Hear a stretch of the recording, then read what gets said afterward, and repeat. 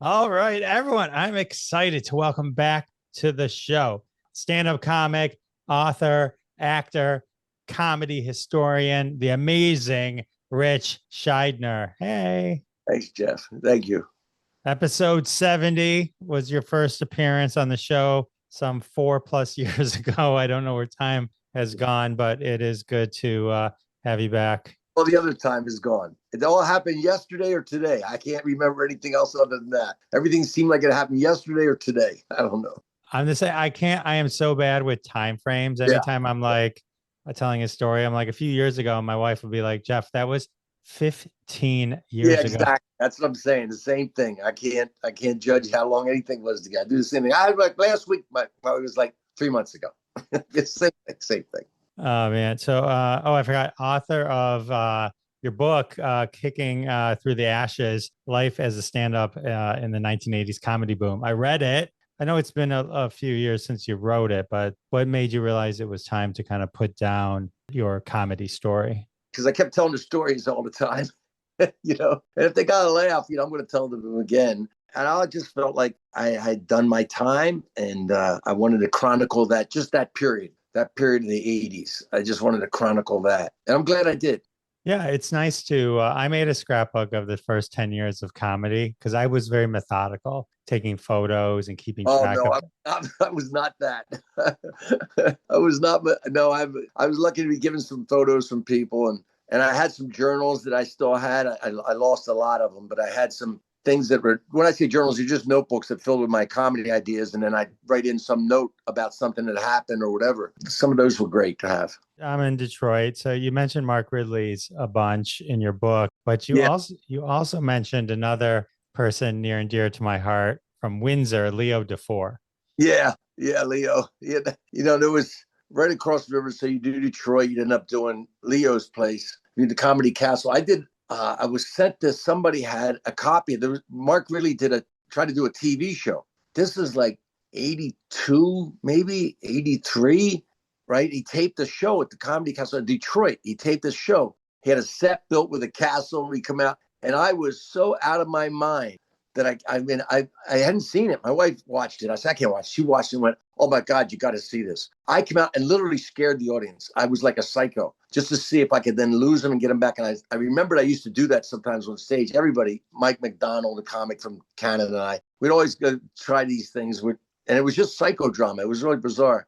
But Leo it was interesting to go over there because, first of all, you knew you were doing it for the cheap. It was like, oh, I'm already Detroit. Might as well go over there and make a little bit of money. And that's what you made, a little bit of money. But it was all fun back then. It was just another audience. And to go, oh, I'm in Canada, And then one time, Mike McDonald and I were in Detroit, and we ran out of cocaine. And McDonald was from Toronto, of course. So we went over first to try to score over at Leo's. And we didn't. And then we drove all the way to Toronto and back to Detroit. And so don't tell me addicts don't have willpower. We have a lot of willpower.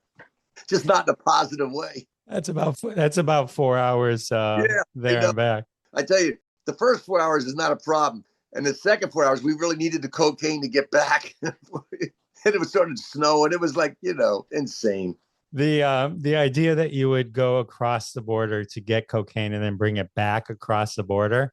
Yeah, that's that's hero level stuff. No, we weren't even thinking of international boundaries or anything. We're just thinking like monkeys, monkey needs this, monkey grabs that. That was all we were. That's funny. Yeah. Leo, we would go over to Windsor.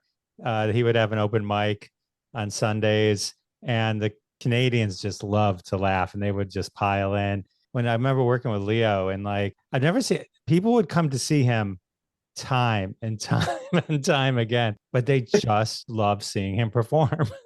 Oh, there were places where you knew you had to put up with the owner/comedian. When they were owner/comedian and they would go on stage, I mean, you hear this all the time, and they bought the place or they started the place, and then that became their clubhouse. You were almost like an adjunct to their show in their mind, and you had to wait for Leo to do his thing, and you're just going and I know it, even then, back when it was the beginning, I go, why is he still doing it? Doesn't he know that he's not good? Doesn't he know this yet? When none of us did. None of us knew. Another thing from the book that I didn't realize was that Robin Williams stole one of your jokes. Oh yeah, yeah. I mean, everybody lost them to him. I mean, it was a point at the Improv in Los Angeles. If Robin came in the room, the host, who wasn't the on-stage host, who hosted the room, he would start flashing the red light like crazy. Not to get off, just to warn you that Robin was in the room. It was a signal, really like a signal. And you see comics in the middle of a bit just switch to crowd work. And then the guy said, "Hey, where are you from?" They go right into so they couldn't lose any material. But I never worried about that. For a long time, I didn't worry about it. And Robin did a joke. I had a joke. This was back in oh my God, this is the late 80s. And it was a whole thing about the Antichrist. So I had a joke. It was a simple joke. Everybody's looking for the Antichrist. It's not me. I checked my scalp. I had 2 6s and a 5. Simple joke, easy. I couldn't believe nobody else had come up with it, but nobody had. Because, whatever. I did it on Letterman like on a Tuesday. And then that Saturday, of course, people call you up. Robin just did your joke on Saturday Night Live. Robin just did your joke on Saturday Night Live. And it's like, okay. But to me, I'd already time-stamped it as mine beforehand. If it's afterwards, I would have lost the joke because then Robin had already done it. I didn't care. I got my money's worth out of the joke anyway. But Robin comes up to me the next week at the Improv and says, "I understand I did one of your jokes. And I want to pay you for it." And at the time, jokes were like, Rodney was paying like $50 a joke generally. That was around what people were paying. And I was like, I didn't want to look like a piker in front of Robin and go, "Yeah, give me the $50." I was like, "No, Robin, that's okay. No, it's not a problem." And he goes, "Oh, thank you. Thank you."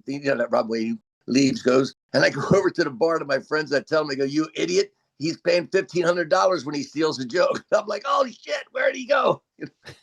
Was it.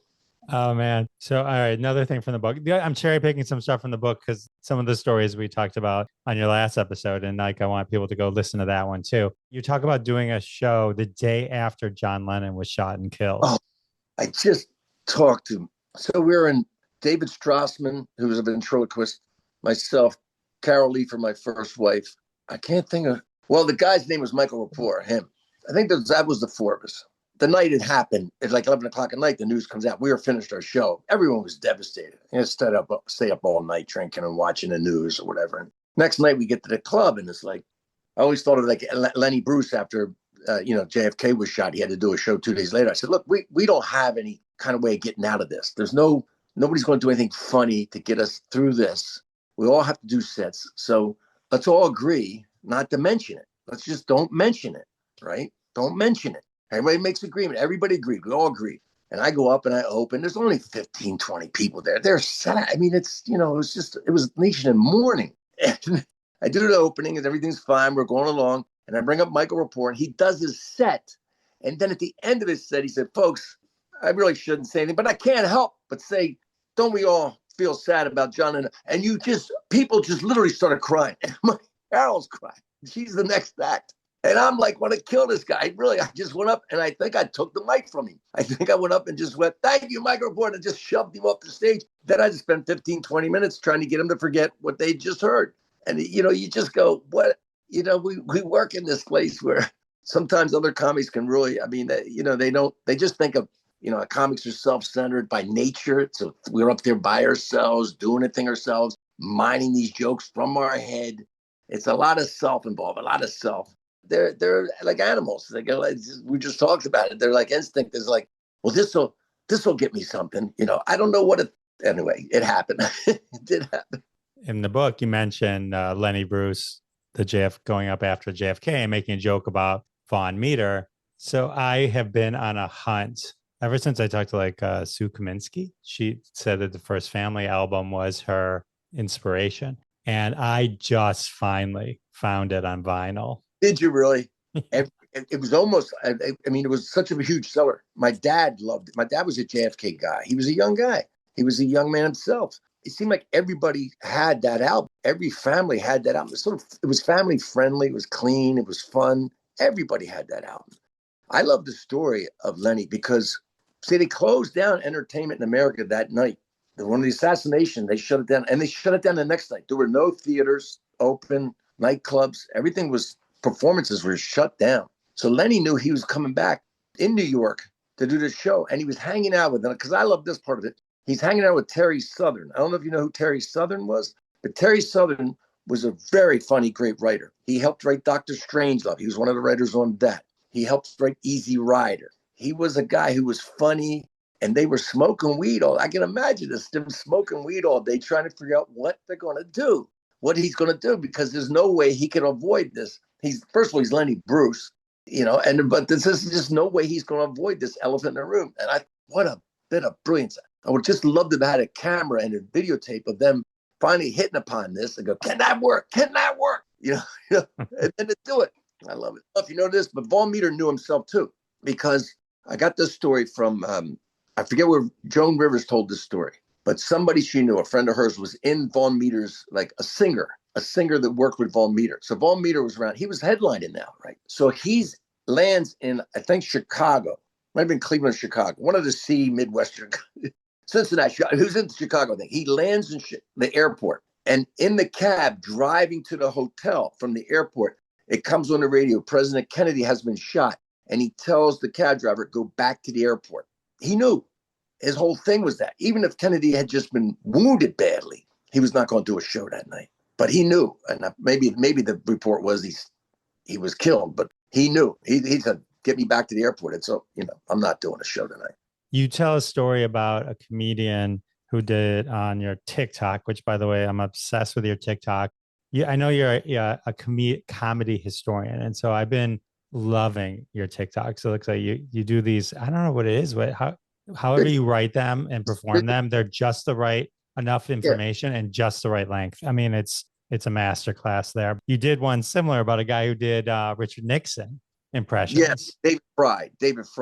And of course, he kind of looked like Nixon. And it was funny with him doing I'm Not a Crook. He did a great Nixon impression. He was an impressionist. He did other people, but he became really associated with Nixon. He did all the talk shows and sketch shows because he kind of looked like Nixon and he did this impression. And it was funny when people thought Nixon was a crook. But when Watergate happened and people knew Nixon was a crook, the joke was over. Of course, he also had a drinking problem. But you can't put everything in these videos. And I try to keep it online with whatever point I'm trying to make, which was, Nixon finished and he's finished at the same time. And your career is that tied to one person or one thing. Just like this other guy. There's plenty of examples like that. You can give another example if you want. History of stand-up comedy. So you kind of go through, I know you do presentations on this and kind of through the Civil War through modern days. I didn't realize stand-up comedy started in Cleveland, Ohio.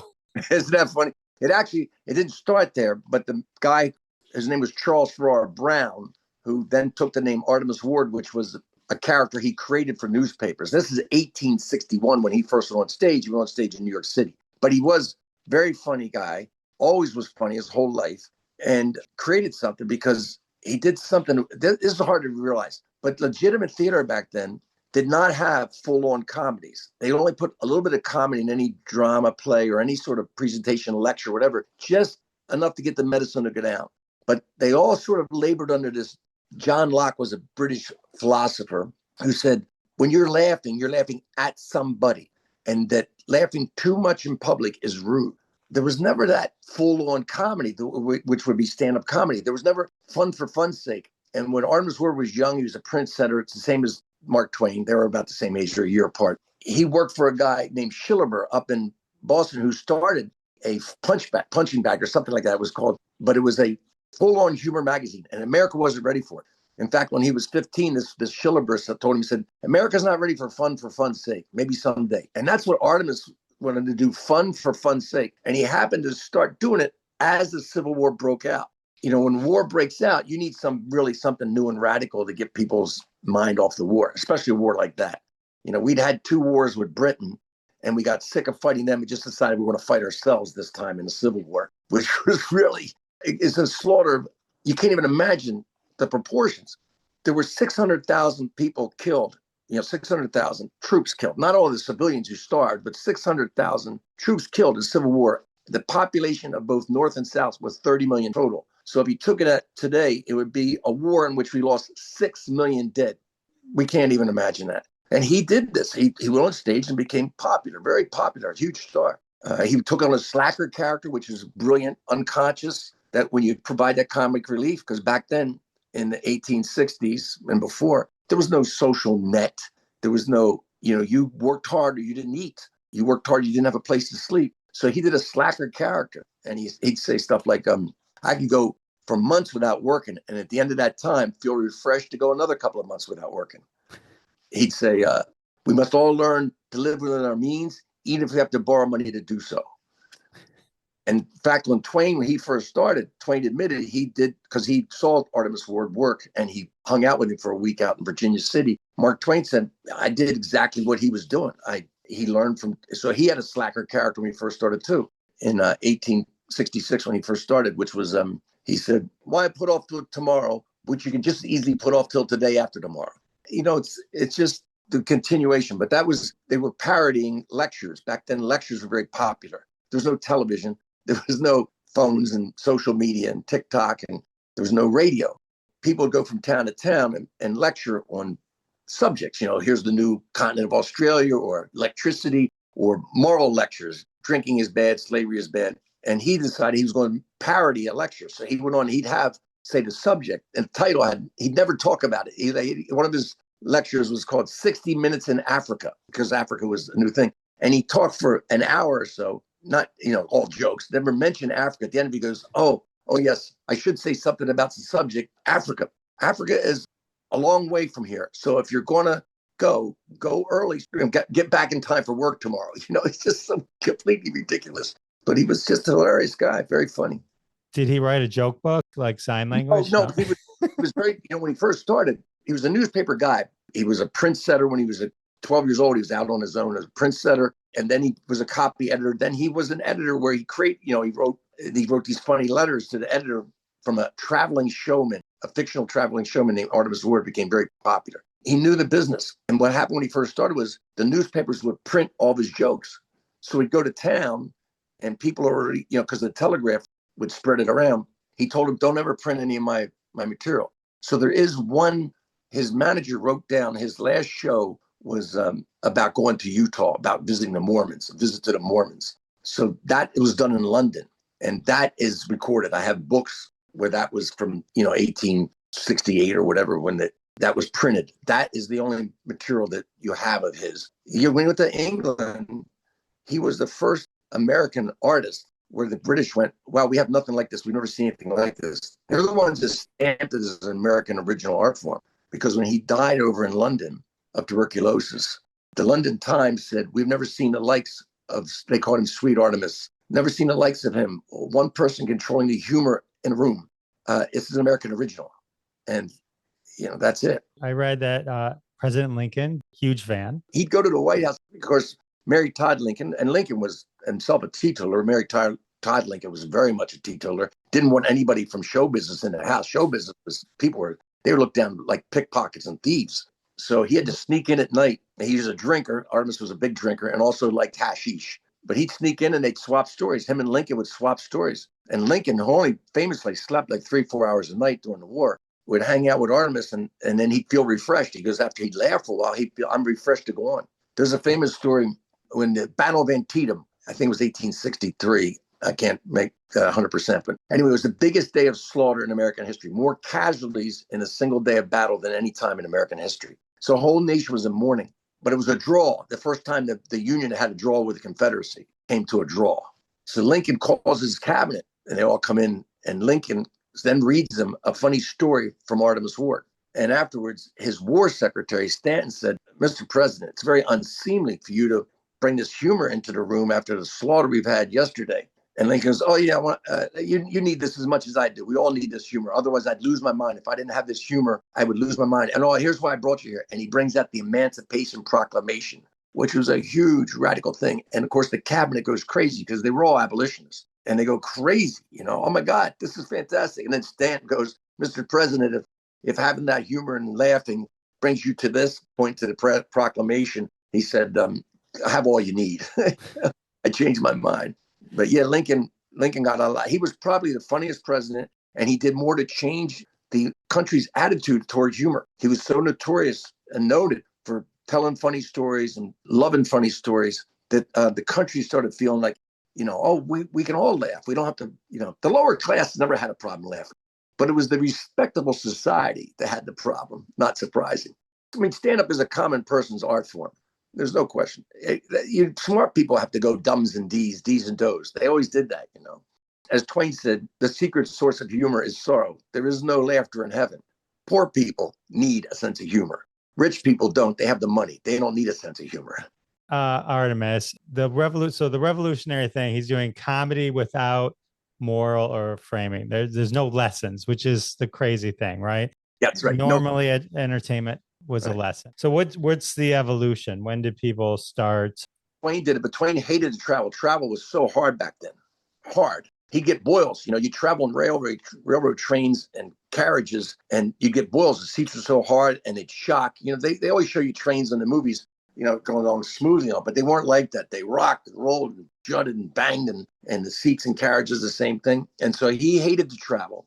He only did it when he was in financial trouble. Famously, his last world tour was 1895. That's Twain. But the other thing that was in what would be the version of comedy clubs back in that day were things called concert saloons. In Artemus Ward's time in the 1860s, 1870s, 1850s, these things called concert saloons, they had minstrel shows in them and a lot of humor and singing, but they were really just brothels. They were men drinking, and the waitresses were all doubled as prostitutes, and they had upstairs little booths you'd go up to and get service during the show or whatever was going on. It was really crazy. There's no place for stand-up comedy to form there. That's why Artemus didn't go there to do it. It was a rowdy, vicious crowd.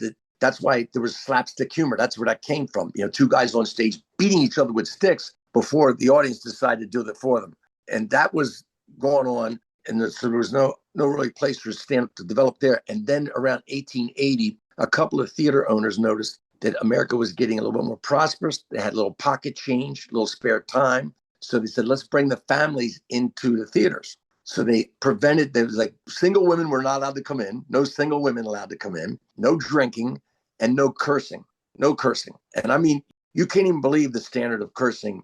They say you couldn't say things like holy gee, you couldn't say gosh, darn, none of those things. And by the way, that's where we get the thing blue material. Because if you said something that was not good, the theater manager would write it down on a piece of paper, put it in a blue envelope, and leave it in your dressing room. You better not do that again. So that comes blue material. And actually, we got the color from the British, because the British had a royal position, the Queen's Exchequer or something like that, who censored every play or performance and would use a blue pencil to cross out material that must be removed from the performance. So that's where we got the color code blue material. Oh, that's fascinating. So 1880s, we're in the vaudeville era. 80s vaudeville starts. And I have magazines. There was a thing called the New York Clipper. It was a magazine that was started in 1852 by a guy named Frank Queen, America's first magazine devoted to sports and entertainment. Notice they were together even back then, sports and entertainment. And that eventually became variety. But during vaudeville, it was called the Bible of Vaudeville. So that's where you'd find out who was playing where and what acts were doing well. And when you needed to buy something, you go into the ads there, or you needed to advertise your act. That became, vaudeville was huge. From there, from 1880 to about when radio came out and movies started to throw the real crack in it. Right from the beginning, they started splitting the bill with silent features and vaudeville acts, right? They'd have the vaudeville acts come out and then they end it with a movie. So movies started encroaching upon vaudeville, and then radio put the nails in the coffin. So radio killed the vaudeville star? Yeah, you tour for years to make a name in vaudeville, right? You tour for years. Radio comes out, you make one appearance, you're a national name. It's the same as television later, marketing, it was unbeatable. And of course, it changed comedy too, because before that, vaudeville, there was no amplification, electronic amplification. So the comics were loud. They sang most of their, a lot of song parodies. They did crazy dancing, a lot of physical, visual stuff, dressed weird, baggy pants, little tiny hat. They wore makeup often. So those comics had to work without an amplification, without a microphone. And then when they go on the radio, jokes became preeminent. Obviously, props didn't work on radio, and neither did funny faces or funny dancing. So jokes became the king of radio. So who were the kings of vaudeville, and did any of them transition to radio? Yes, they did.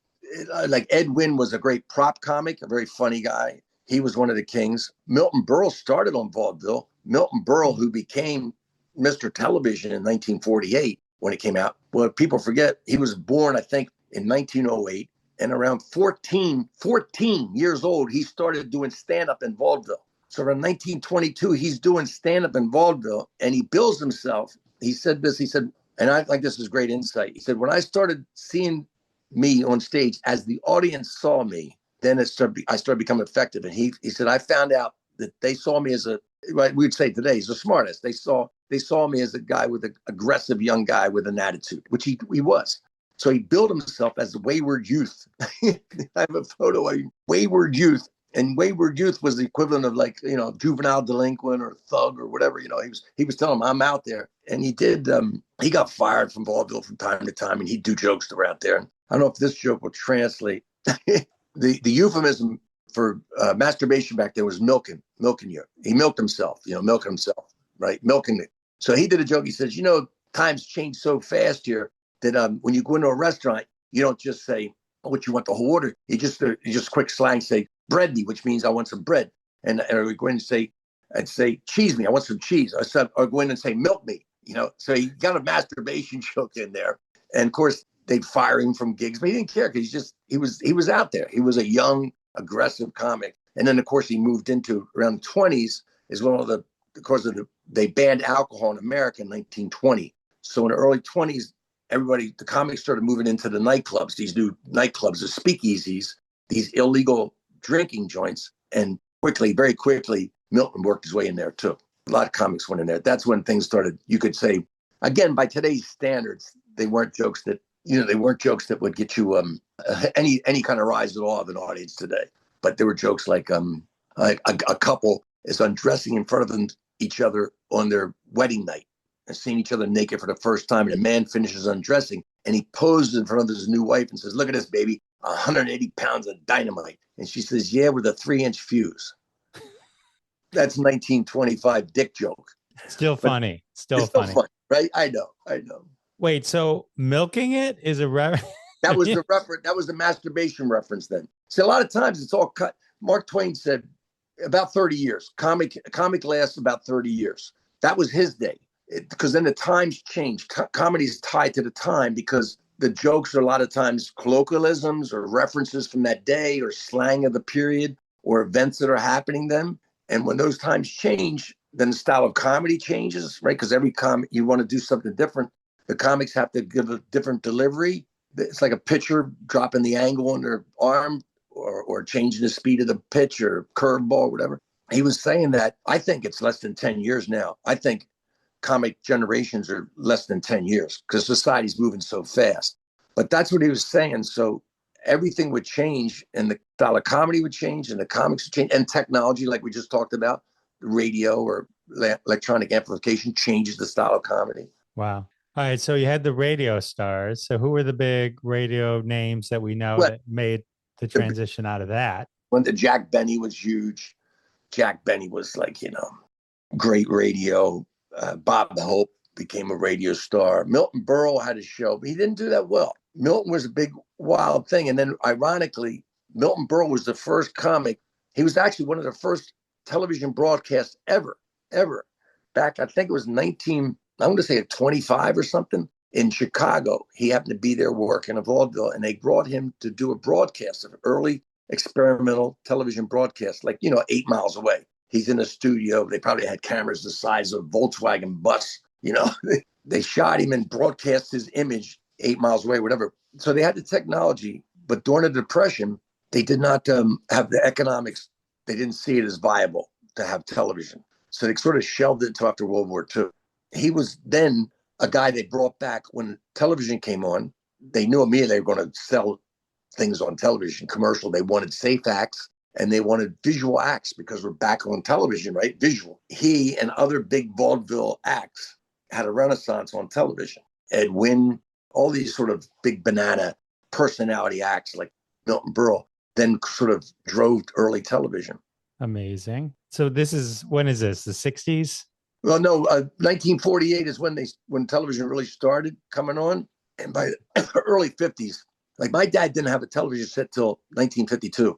He was 19 years old when he got his first television set. First time he had, not even in his home when he was with his parents, there was no television. So it was I think he said he spent $80 for a combination television, radio, phonograph.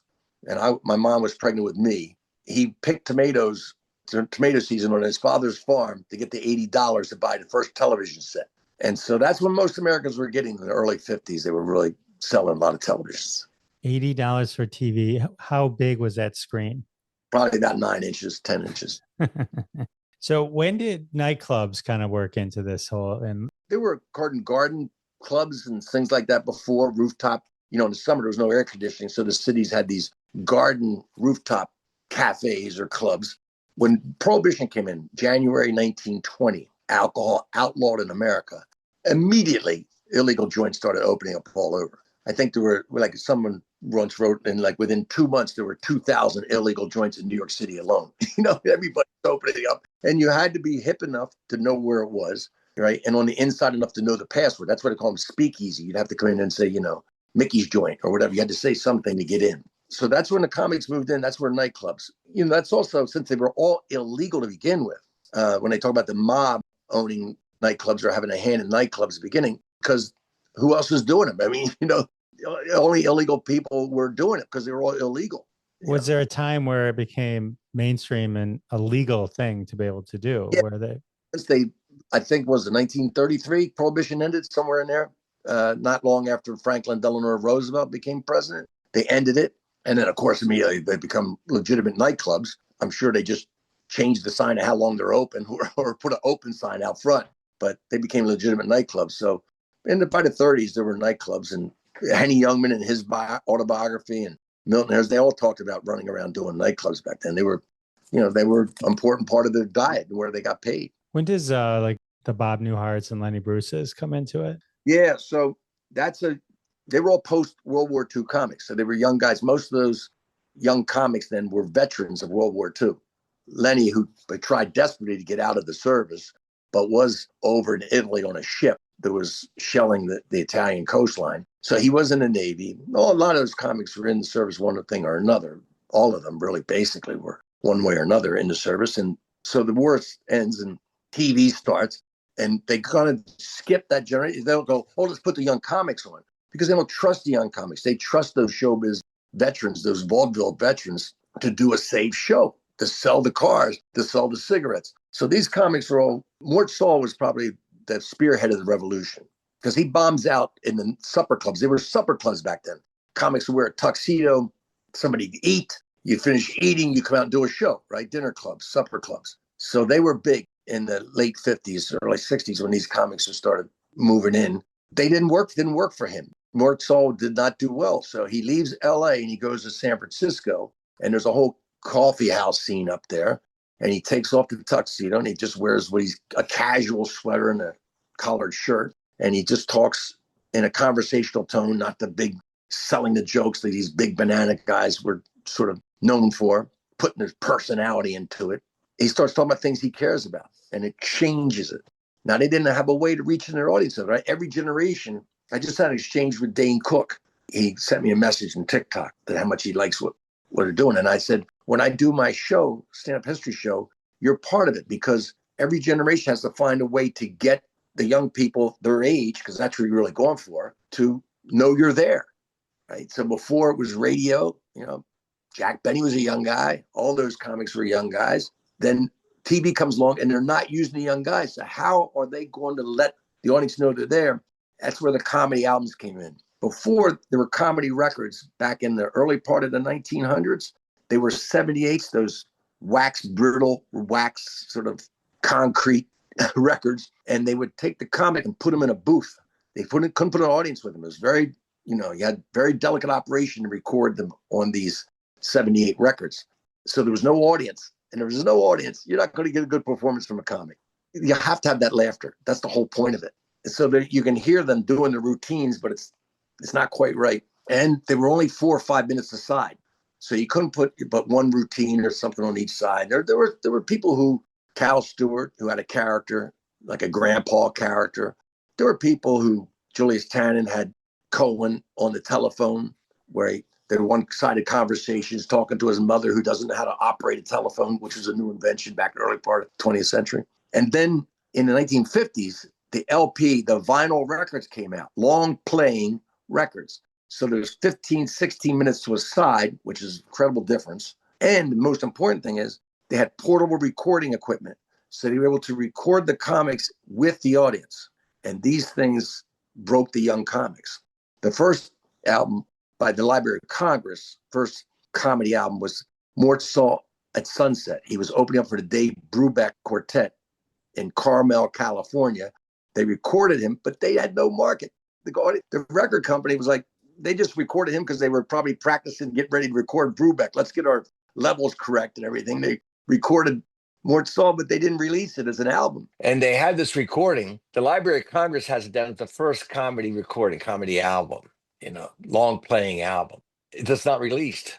The record companies don't have a market for it, don't see a market for it. All these comics who were stalled because nobody knew who they were other than the hipsters who were finding them up on the North Shore when they were playing these clubs in San Francisco. Nobody knew who they were. So these young comics couldn't get their audience. That's why podcasts are so great today. This is the podcast of the 1950s. Everybody starts finding them. College students are finding them. The record company starts releasing them because a black comedian, Red Fox, is selling tons of records on Dufour Records, Dufour Record Company. His party albums. My dad had a few of them he'd hide them in his Dixieland Jazz records, thinking I wouldn't go there, like Kryptonite, Dixieland Jazz. I hated it. I used to hate it when he played that Pete Fountain and all that Al Hurt stuff. But I found them at Red Fox Records. And, there's Red Fox being dirty for that period. But that's what it was. Red Fox success actually led to the white record companies finding. And then they find, I'm not sure who was after Mort Sahl, after they released Mort Sahl. Mort Sahl started doing records, but I'm not really sure. Oh, God, I can't blank on his name right now. Shelley Berman, Inside Shelley Berman, I think is the first one. He's the first one. He goes gold. That's a big hit record. And so that then they started recording everybody. And back then, having an album, and they called them party records because you played them at parties. It's the complete opposite of podcasts today, where people listen to it individually. Nobody's sitting around with a bunch of people listening to podcasts. They're on their phone, their iPad. That's how everything's consumed today. That's why people in the audiences, when they come out to audiences, this is my theory anyway.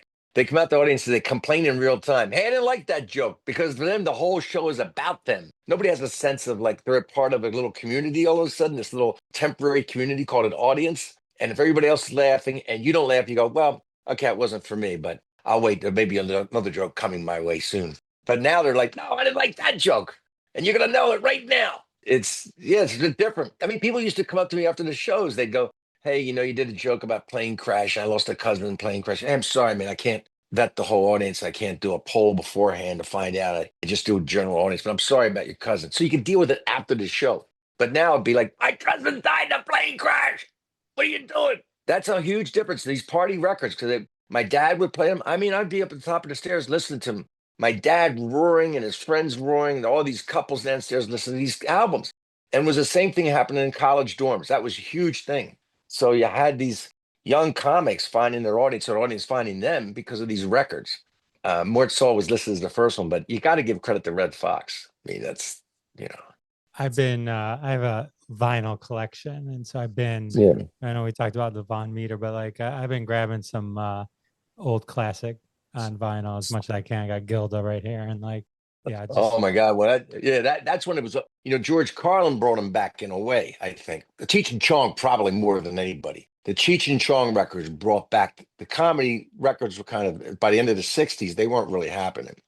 Those comics was sort of over. And then Cheech and Chong, I think, brought it back for a new generation of stuff that they couldn't hear anywhere else. And George Carlin, Class Clown 72. Then you have Robert Klein coming on top. Martin Mull albums I used to get. Yeah, so Gilda, was that Gilda Live? Is that live on Broadway, or what was that? Yeah. Oh, and Jackie Martling, when I was talking to him, he was wow. Jackie was, let's see if I can find it. I have Jackie, you do a show for Jackie, and he'd give you a tape cassette. And he'd say, you can make it into an album and sell it. And he called me on it, and he said, Itchy Schneider. That's what he called me, Itchy Schneider. I got it here somewhere. Yeah, Jackie was amazing. He was the first guy. Jackie was, I can't find it right here now. Jackie was the first guy, merch, doing merch. on the East Coast up in before any of us were even realized that we were in a business. Jackie was well aware that he was in a business. He was incredible. But yeah, I remember I have that, and I have it transferred in digital. I have it on this 1979 or 1980 when I met Jackie. Oh my God. Jackie, the first time I worked with him, they go, he probably told about these Stanley gigs. Jerry Stanley was a young agent. He became an agent because his friend Brant Van Hoppen was working at the Improv in around New York City. And Jerry thought, well, these bars around Jersey, they might be, how about I bring these young comics out here? Because not everybody even knows about these clubs in New York City, right? This is like 1979, fall of 1979. So he just does a night of comedy at, I don't know, Freddy's or something, some bar out there. And his pay was, we got $5 for cab fare in the city. So he added 50. So it was $55, an odd pay, $55 you get for these gigs. And they started popping up, lots of them. And so the Improv was close to the Lincoln Tunnel on the west side of New York. So everybody would meet there no matter what club you're going to out in New Jersey, you get on the Lincoln Tunnel. So that was the place. And they said, these guys from Long Island are coming. They're going to pick you up at the Improv. I've never met Jackie Martling. And I'm like kind of new to the city myself. A little nervous, going out. I've maybe done one or two of these Jersey gigs. Jackie Martling comes in. Ritch, he messes my name. It's Ritch Shydner. Ritch Shydner here. He just yells in the bar. And probably go, yeah, man, you come out. I come out there. It's I don't know what kind of station wagon. One of those ones with fake panels, long thing, like a 70s land yacht. It's got fake paneling on it. I get in there. I get in the back seat. Him and Bob Woods, the round mound of sound Bob Woods are in there. They're already toasted. I get there. They got a cooler back there. They go, get yourself a beer, everyone. There's a cooler full of beer. Then they go, here, you want a Mai Tai? They got another little thermos of Mai Tais. You want any schnapps? Want some schnapps? They throw a pint of schnapps back at me. They already got a joint being passed around. We got lost in the Lincoln Tunnel. We were so messed up. We come out of Lincoln Tunnel as if we just came out of a time warp, or some sort of wormhole. We come out of Jersey. Where are we? We're driving around. We are wasted. We're late. We know we're late. And Jackie keeps yelling, they can't start the show until we get there. We're the show. Don't worry. They can't start it till we get there. And he sees a cop and he goes up and he goes, and he just goes to the cop, waves, hey, officer, we're trying to do it. We got to get to Freddy's in Bernardsville or something, We got to get, and the guy goes, follow me. And so we're drunk driving, following a cop to Bernardsville to do the gig. I said, wow, this guy's fun to hang with. It was quite an adventure. We had a great show. And then he gets on stage and he yells at the audience, come on, you bastards, laugh. Laugh. I've never seen anybody do that. And he just was old jokes, they're all old jokes. But he goes, come on, laugh, you bastards. I've never seen anybody whip the horse to the finish line like he did. He was great. He was fun. Yeah, he's super hilarious. I got to work with him one time and had him on the show a few times. Yeah, he's got story after story, that guy. Yeah, there's a lot of stories from Jackie.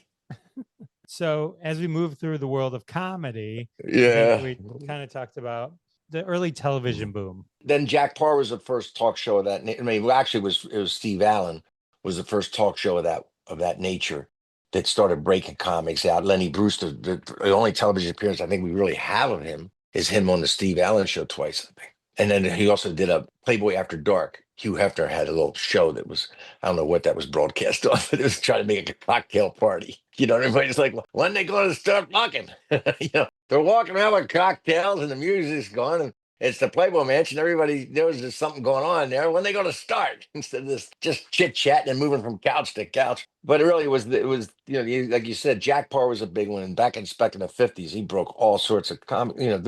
There's nothing going on at that time of night. Comics were break. And it's kind of interesting that sometimes, like Joan Rivers is a great example of it. They didn't buy her. She went on the first time trying to be Phyllis Diller, which happens all the time, right? Bill Cosby tried to be Dick Gregory. Richard Pryor tried to be Bill Cosby. Phyllis Diller was big. So Joan Rivers goes on the first time she was Jack Parr in 1960 and tries to be Phyllis Diller. She talked as if she was married and a husband and all. And Jack Parr didn't buy her. He just said, I don't believe a word she's saying. She just was not believable. So over the next 5 years, she retold. She saw Lenny Bruce, I think she said. He convinced her she's got to be real about her act, be truthful. Lenny used to say, once they don't buy you, once the audience doesn't believe that what you're saying up there, you lose the truth of it. You lose them, really. You lose the whole thing. And so she started doing single. I'm single, hopelessly single. became her thing, and she went back on Carson at 65, famously. Carson from 11:30 to 1 in the morning back in 1965. And she goes on the last 10 minutes. They don't even introduce her as a comedian. Here's a very funny woman. Like what? Out of the steno pool? A very funny woman. Was she working down the cafeteria? And she just comes out and kills. She's just sharp and quick. And some guy said, I was going to call you, some other panelist said, I was going to call you. She goes, yeah, I've been waiting for that. And then she's just had all these great lines up and talked about women, single women at the time. My friend, she doesn't like to take the pill every day. Now she doesn't have to take it for the next 9 months, and she had a lot of single jokes and contemporary stuff. And Johnny Carson did said, you're going to be a star. And next day, famously, her phone rang off the hook. So that was how big that Tonight Show was back in the early 60s. And it's still in my generation when it came along, there were guys and women like Roseanne or Rita Rudner was big out of the box, I think. But famously, the Stephen Wright comes on, I think it was 1983, maybe was his first shot. They brought him back like 2 days later, which is unheard of. And I think he kind of jumped from nightclubs to theaters. I mean, he became a draw like instantly. He was so special anyway. Not like it was any surprise about his success. Yeah, those are classics, and you can see all those. At least the Stephen Wright one, I know for sure on YouTube. It's just a treasure trove. How much were the comedy clubs feeding the comedians that end up on the Tonight Show? Was there a kind of relationship there at all, where they were using those as kind of farm the comedians? But like the era of like the improv, the Comedy Store, like because that's booming, right? And then that becomes a feeding ground for Tonight Show. And well, then when I got to New York, it was already known that sometimes people will be in the audience. Somebody would be there and pull somebody out for opening for somebody. Would you like to open up for this person or that person? Or there were things going on. There wasn't really any television going on in New York City at that time. There really was. This before Letterman started. Was he late 82 or something? But anyway, there just really wasn't anything going on television wise, but there were jobs in there, but you didn't really worry about that. You didn't think about that. Sometimes they'd say this is an audition for this or that, and you're auditioning. But otherwise, you go up there and play around and screw around and try things, which was great. And everybody was playing and trying. And that's what I'm sure that club was even more so before I got there. And then when you got to LA, then you knew there were people in the audience. Every night somebody was in the audience. So they were looking for talent. By then, comics like Richard Lewis had done, I think, A Diary of a Young Comic. He did that was a TV movie that he starred in. The thing was getting out about stand-up comedy. It's kind of funny because before that, stand-up comedy was really just a side dish in showbiz. It was not a main draw. You think about Steve Martin, what a freak he was filling arenas, because there were no theater acts. There were no comics doing theaters. But even prior was you know what I mean? Like really the small theaters, sure, comics were doing them, not many, not a handful. Vegas is where they were doing the rooms. Bill Cosby would do Vegas, but he wasn't going around the country doing theaters. They were just weren't right before his TV show or anybody. And now you got 100, 200 comics can do theaters. You got how many comics can fill arenas? How many comics do baseball stadiums? I'm going to guess 10, 15 comics can do baseball stadiums. It's incredible the amount of draws. The clubs, the clubs when we were performing back in the 80s and they started, a typical club would be 125 seats. 275 was a big club back then. The typical clubs were smaller. The Cleveland Comedy Club was 125 people or something. Most of the improvs that Mark Anderson started, he started the franchises for Bud Friedman. He's in San Diego was the first one. I think that room was like 200, 225, something like that. All those rooms back then. The Tempe Improv was a freak because you could jam 450 in there. And that was just an old movie theater house. That's why it was a big room. Not that he planned on that. It's the only place he could get. It was affordable and cheap, and he moved in there. But it was tough to fill at first, and comics didn't like playing it at first because it was kind of cavernous. The clubs today, they're theaters. They have 700 seaters regularly, and then they partition off for when they're smaller acts there in the week, right? But on the weekends, they have comics coming in for draws, right? And they can draw. Now, all these clubs, comics can make 5 figures on the weekends. These clubs are huge, big draws. I was down to Irvine Improv, working with Bill Maher, worked with him on his last special in last December. I opened the original Irvine Improv. I think that was, again, about 250 seater, something like that. This was like 600-700 seats down in Irvine now. Huge. And they're serving food. I'm not even sure what the cover charge was for the improvs back then. What, $3-4? I don't know what it was, who knows? But there were real serious cover charges. Yeah, I mean, in terms of like arenas, decades ago, I remember seeing Adam Sandler at a small place in Ann Arbor, Michigan, and he just played Little Caesars Arena. And I think Shane Gillis played a Little Caesars Arena. Like There's tons of them, tons. And the podcasts are driving a lot of it. Podcasts for that generation, it feels like we found them here outside of network TV. Network TV they don't need it. Comics don't need it. I knew something was different when I read this article, and Theo Von said he turned down a movie role because it interfered with his podcast broadcasting schedule. I went, well, that's a different time. That's a different generation. Yeah. No kidding. Right?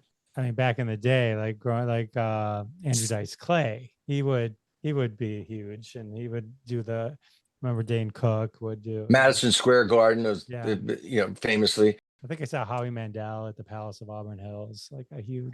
So the comedy clubs. That's the 80s, but I'm saying before the comedy clubs, before the explosion happened, you didn't have in the 70s, you did not have that. You did not have comics playing these big venues, except for Steve Martin, who was such an outlier to everything else that was going on. Colleges, there were a lot of colleges back then. A lot of colleges, right? There's a story to tell about working with Sam Kinison, right? Oh my God. So it was one of those, around LA, you pick up these little one-nighters, and the same as the New York City area. And it was UCLA. It was sort of like, somewhere in the student union building, a cafeteria or something. I don't know. It was just the middle of the week, Wednesday night. Each of us make a couple $100. It was really just drug money for the night. We're driving over with this young comic who booked it. And Sam goes, you got to close the show. And I know Sam, and I've known him, since I got out to LA and I met him. I said, this is a 80, I don't know, say like either the winter of 84, or early 85, in that time. And he's getting good. You know what I mean? He's getting good. He's getting good. When I first got out there, you'd go out and see Sam. Comics was sitting in the back of the room, and there would be nobody between you and 5 people sitting around the stage. There was comics in the back of the room, and then 5 people who were too drunk to figure out that the show had been over for an hour. That was Sam's audience. And they put him up last as a chaser. He would chase out whoever was left there, the old vaudeville chaser. That was the last act on a vaudeville show, was somebody who was so bad they chased the person out of the theater. Well, Sam was the Comedy Store chaser, but the comics loved him because he was hilarious and he was different. And all of a sudden, the hipsters found him, and you didn't want to go on an hour before Sam because the room would be packed, waiting for Sam to come on at 1 or 2 in the morning, just packed. And everybody's just talking and hanging out and ignoring the comic on stage. And then Sam would come out and they'd go crazy. And I knew Sam was getting good. He was getting, and you could see he's getting that swagger. I said, so I'm done, Sam, I'm not going to follow you. No way, He said, no, college kids hate me. Trust me, they're going to hate me. Because, he had that whole marriage, this is the look of marriage. And then he had a very dark look as far as they're concerned, because he hated mediocrity in life. That was a big part of what he was doing, really, was making fun of just mediocre life. So he says, no, I'll tell you what, if you can't follow me, I'll give you my money and I'll pay for the drugs tonight, which is out of Sam Kinison. If you knew Sam Kinison, this was an unbelievable offer. Sam was good at grifting money from people, not offering up deals. But it's okay. So I said, sure, I'll take the deal, And he went up first, and he didn't do well. Now, he didn't piss the audience off, which he could have. Sam was quite adept at that. He didn't have heckler lines. He had stuff like, I will wipe my ass with the scroll of your sacred dead. That was one of his comebacks. He didn't. He just bombed. And then he brings me up, and I had a great show. Right.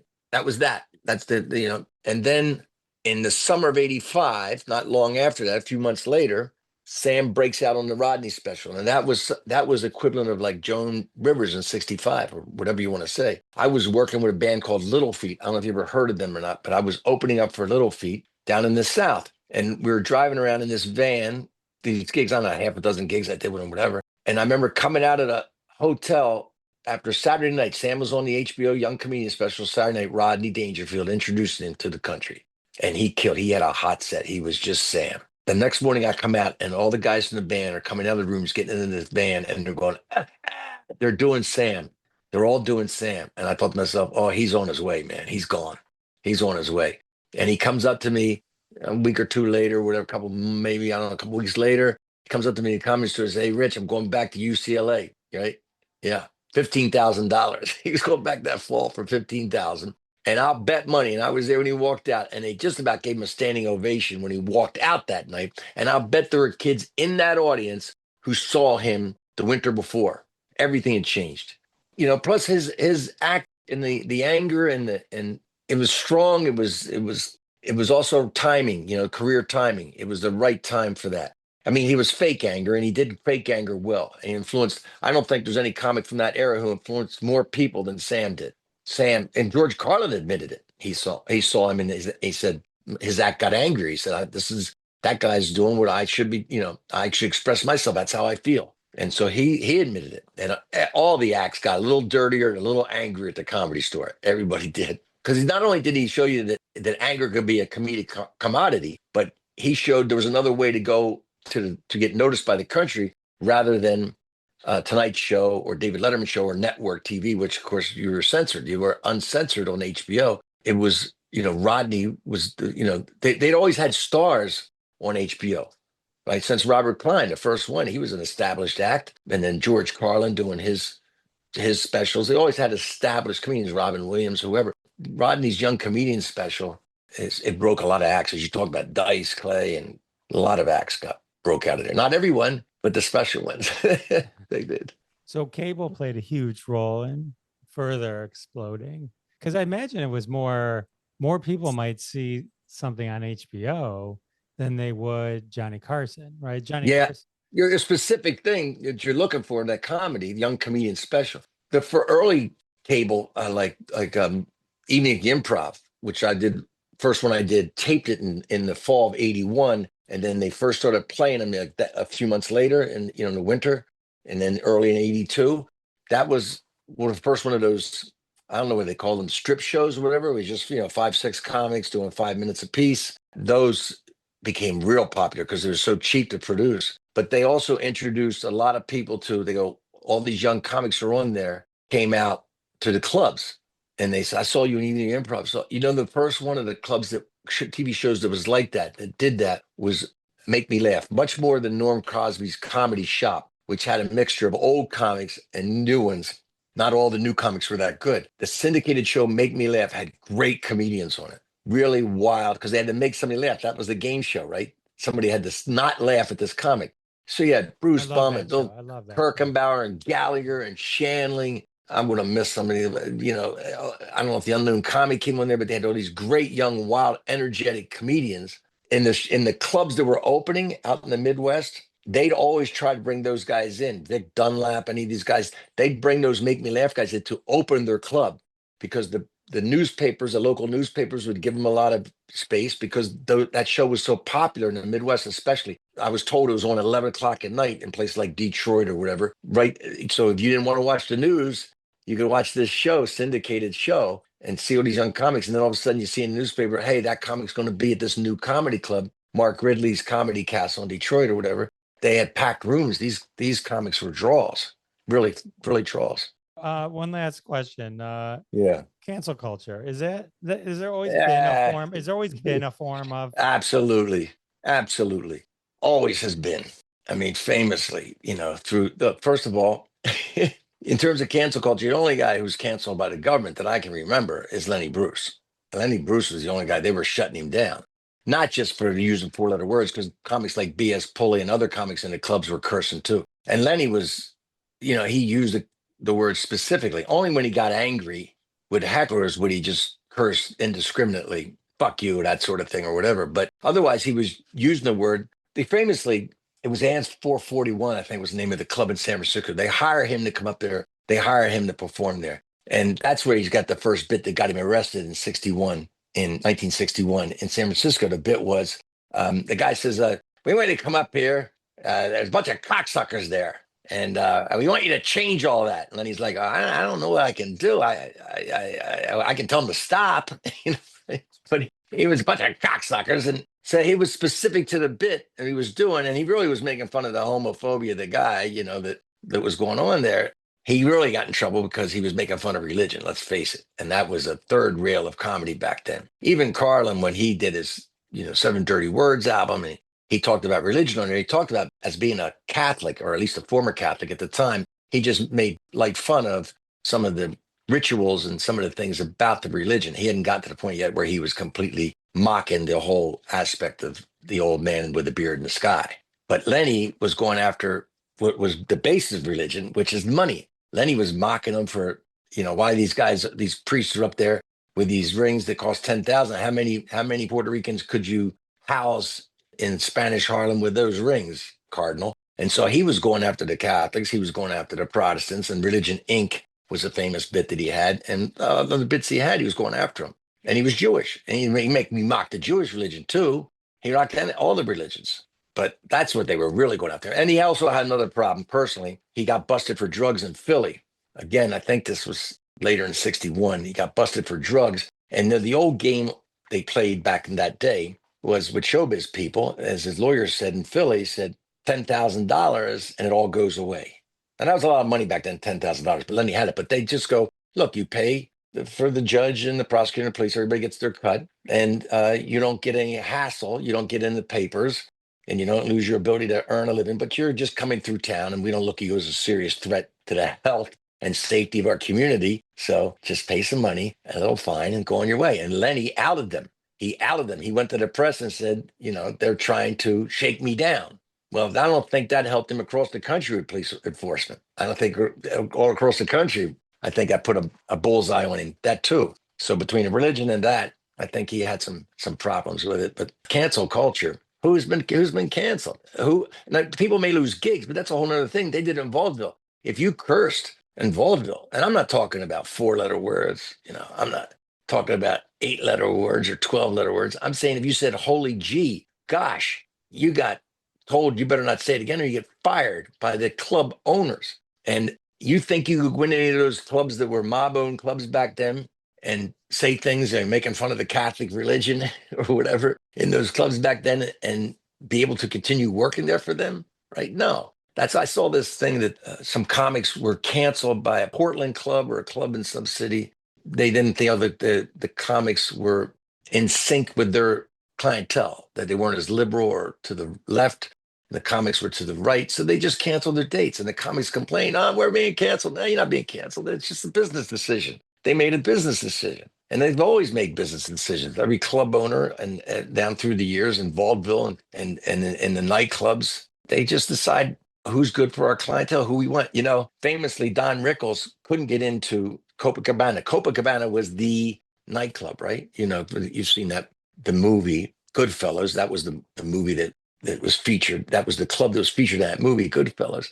That was the sophisticated nightclub in New York City back in the 50s and all. So Don Rickles came up through the tough clubs. He came up through the toilets in the Brooklyn and Bronx, where he that's how he got his insult humor, because he had a way of dispatching the hecklers. He was really good with hecklers, quick, funny, and brutal. And the boys, they called him the boys back then. The mob guys, they loved him. In fact, his manager, Rickles' manager, was connected. Everybody knew it, and that's okay. That's fine. No big deal. That's the way it was. It was just business. So Jules Fidel, he booked and ran the Copacabana. Rickles' manager calls up and says, I want to try to get Don a date there in your club. And Fidel's like, no, I don't like his rough stuff. I know he's not right for my room. And the manager goes, well, the boys like Don. And Fidel's like, let's see, August 13th. Does that work for you guys? Would that be a good date? Yeah, give him a date right away. So it's all just business. I don't need to cancel. People they lose a gig. I mean, a TV gig, even that is just most of the time. Now, we've had some government interference here lately, but most of the time it's like some network going, Gilbert Gottfried, right? Gilbert Gottfried had a Aflac thing that paid him, I don't know, $1 million a year or something, just going, Aflac, right? Aflac, he did the goose, yeah, right? yeah. Right. He tweeted. Well, he did jokes about tsunami. He did jokes after tsunami. He didn't wait. He didn't think it was any big deal, but it was social media at the beginning of it. It went viral. He found out, like Richards found out when his little video went viral, that everybody's got a camera now. He was the first one to find it out. And Gilbert was the first one to find out the tweets, had some legs to them, and so he got in trouble for his insensitivity. It was a corporate decision by Aflac. They didn't want their brand associated with this insensitive comic. That's not cancel culture.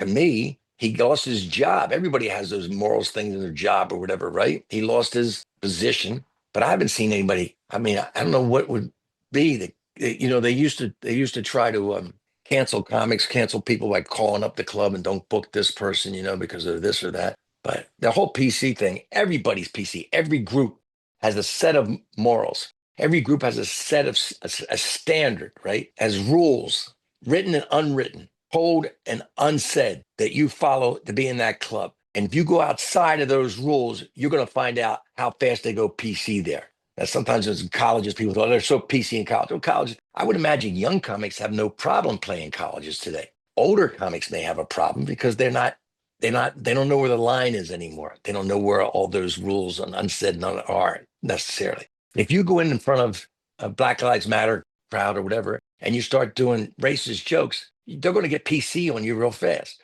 And if you go in front of the National Rifle Association, start doing jokes about men with guns and small penises, watch how fast they get PC. Everybody gets PC when you're talking in front of their audience, right? Right. If you go in front of the Rotary Club, which is a bunch of businessmen being in service, which is a great organization. But I'm just saying, if you go in there and you start talking about we should all break down everything should be run by the government, be socialism and communism, you'll see how fast they get PC. Every group has that built in. I don't see anybody having trouble with it. The line workers, the people who know where the line is and know how to read the line, which is always moving. What can and can't be said on stage? There's a line, right? The people who are good at it, they have no problem. They know where that line is. They dance on it all the time. Bill Burr, Nikki Glaser, Dave Chappelle. These comics know how to read the line. They know where it is. They're out there every night, calibrating, reading the audience, feeling the vibe. They're in that era where they're in tune to what's happening socially. I'm so proud of it. I see a magazine in a if there's any still around, in a checkout line. I don't know anybody on the cover or anybody they're talking about. I'm so out of pop culture. I know nothing. Well, you may be out of pop culture, but your knowledge of history, especially in this. And again, I want to pitch again. Go follow Ritch on TikTok, and probably it's on Instagram as well, because his shorts and his history of comedy is incredible. It's a rabbit hole you definitely want to fall into. Thanks, Jeff. Thanks I'm for sorry if sharing I'm sorry if I rambled on. It's what happens when I don't talk to anybody all day. I've been writing all day, and all of a sudden you're like, unleash me. God, say some things. No, I love it. I think Okay. you've got so many great stories and great perspective. So I appreciate you sharing it with me. Thank you, Jeff. You're a great host, and you're very, very kind and generous. Thank you.